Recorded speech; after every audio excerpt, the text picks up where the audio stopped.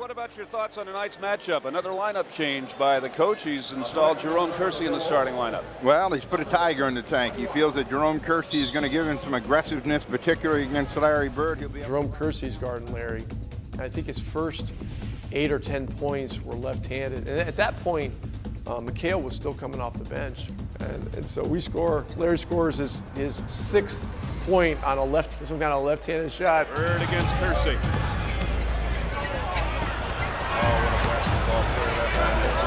And McHale goes, hey, Jerome, wait till he starts shooting right-handed. Change for Bird, another three-point try. Well, left-handed is one thing, but when the game got close, I had to go back to the right one. I think it went right down the wire, and we might have won by 1 point. Beat you right there. You got to keep them under control. They don't. And the Blazers have timeout. If somebody didn't see Larry Bird play and you were describing him in his prime, how would you describe him?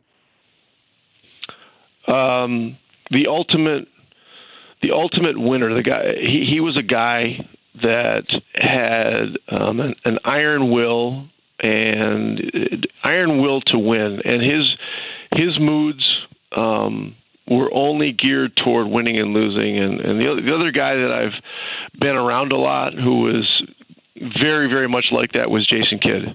You know, he just, winning was the most important thing. He didn't care about stats at all. You know, if you look at Bird's stats for his career, they're spectacular compared to a lot of players. But the thing that stands out the most is he was a 2 or 3 time MVP. He was a multiple Finals MVP. And then you look at the other things. He was a Rookie of the Year. You look at the other things he did. He became NBA Coach of the Year. He became NBA Executive of the Year. I believe if you look at all of those different honors and you look at First Team All-NBA and you look at All-Star appearances and winner of the three-point contest in its initial stages, I don't think you'll find a more decorated person in NBA history than Larry Bird. He's done it all. And he was pretty good at trash talking. He was one of the very best. Yes. What's the best one you heard with Bird?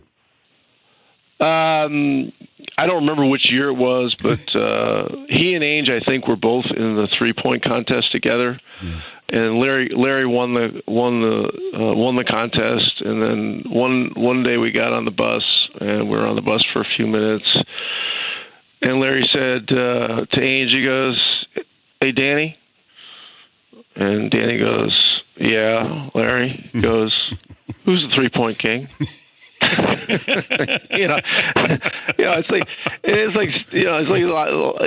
stuff like that, and I can't really do justice to the exchange, but it was, it's just.